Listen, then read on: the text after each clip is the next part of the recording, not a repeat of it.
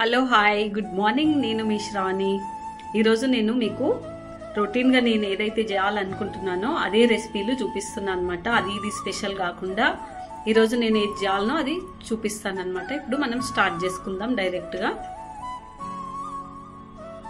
ఇప్పుడు నేను స్టవ్ మీద గిన్నె పెట్టుకున్నా. ఇందులో నేను ఇప్పుడు నెయ్యి ఆయిల్ వేసుకుంటున్నా. నెయ్యి కొంచెం ఎక్కువ తీసుకోవాలి.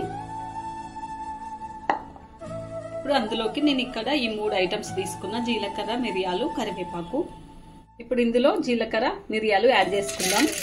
ఎప్పుడు మసాలా ఫుడ్డే కాకుండా ఇట్లా కూడా ట్రై చేయాలి మనము రైస్ని. ఇది ఇంకా టేస్ట్ ఉంటుంది అనమాట, నెయ్యితో చేస్తాం కాబట్టి.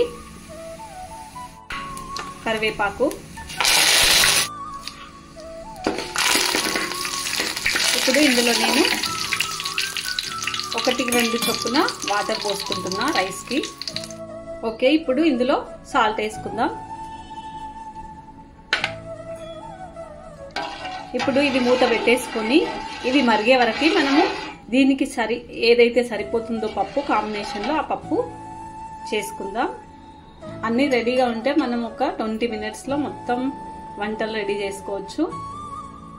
అక్కడ రైస్ అయ్యేలోపు ఇక్కడ దానికి కావాల్సిన పప్పు చేసుకుందాం. ఇక్కడ కందిపప్పు తీసుకున్నా, ఇది వాష్ చేసుకోవాలి.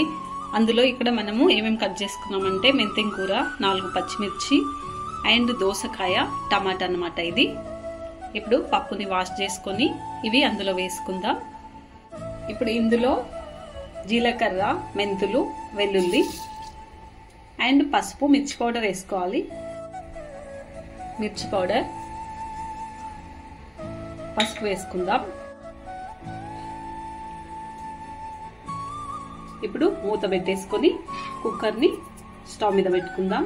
స్టవ్ మీద కుక్కర్ని పెట్టేసుకున్నా. అంతలోపు రైస్ చూసుకుందాం. రైస్ ఇక్కడ మరుగుతుంది. మనకి ఇందులో అల్లం వెల్లుల్లి పేస్టు, పచ్చిమిర్చి అవన్నీ లేవు కదా అని అస్సలు అనుకోవద్దు. ఈ రైస్ మాత్రం చాలా టేస్టీ ఉంటుంది. ఇప్పుడు రైస్ని కడుక్కొని ఇందులో వేసుకుందాం. ఇప్పుడు ఒకసారి ఉప్పును చూసుకోవాలి మనం. ఇప్పుడే మీకు ఎంత ఈజీగా చెప్పానో అంత ఈజీగా మనము అన్నీ ఉంటే ఒక 20 మినిట్స్లో ఈ రైస్ పప్పు మనం చేసుకోవచ్చు. ఇప్పుడు మూత పెట్టేద్దాం.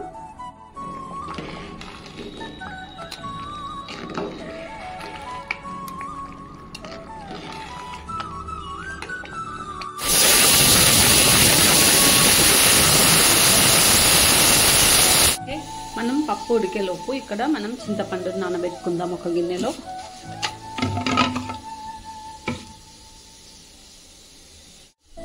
మనము కొంచెం చింతపండుని నానబెట్టుకుందాం. ఎందుకంటే ఏదైనా సరే టమాటా పప్పులో టమాటాలు వేసినప్పుడు ఊరుగా లేకుండా కొంచెం చింతపండు వేసుకోవాలి, లేకపోతే నిమ్మకాయ పిండుకోవాలి. ఇప్పుడు నానబెట్టుకుందాం. ఓకే, అంతలోపు రైస్ని చూసుకుందాం. రైస్ కూడా మనకి రెడీ అయిపోయింది. అయితే ఒకసారి కిందికి మీదకి చేసుకోవాలి. ఎందుకంటే పలుకు పలుకు లేకుండా దమ్ముకు మంచిగా వేసుకుంటే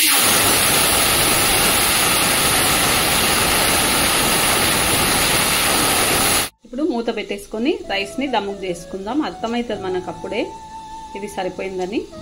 అయితే ఉడికింటది. విజిల్స్ పోయేలోపు మనం పోపు పెట్టుకుందాం, టైం వేస్ట్ చేయకుండా. నేను ఇక్కడ పోపు కోసం ఆయిల్ని వేసుకున్నా. ఇందులో కొంచెం మెంతులు, జీలకర్ర, ఆవాలన్నమాట, ఇవి వేసుకోవాలి.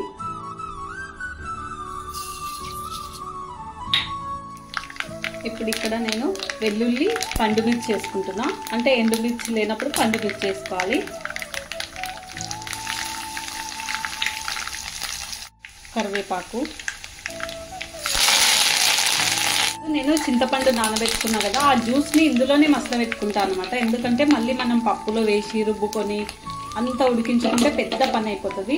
ఇందులో అయితే మనకు ఉడికిపోతుంది తొందరగా. ఓకేనా, ఇప్పుడు ఇందులో ఇది ఉడికిపోతుంది. ఎందుకంటే ఇవి చిన్న చిన్నవే తొందరగా అయిపోతాయి అనమాట ఇట్లాంటివి చేసుకుంటే, లేకపోతే వంట లేట్ అవుతుంది. ఇది అంతలోపు మనం పప్పు రుబ్బుకుందాం. ఓకేనా, ఇప్పుడు సాల్ట్ వేసుకొని పప్పుని రుబ్బుకుందాం.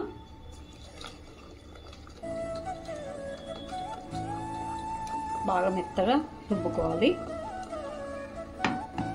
పప్పు రుబ్బేసుకున్న ఈ మరుగుతున్న వాటిని అందులో వేసుకుందాం.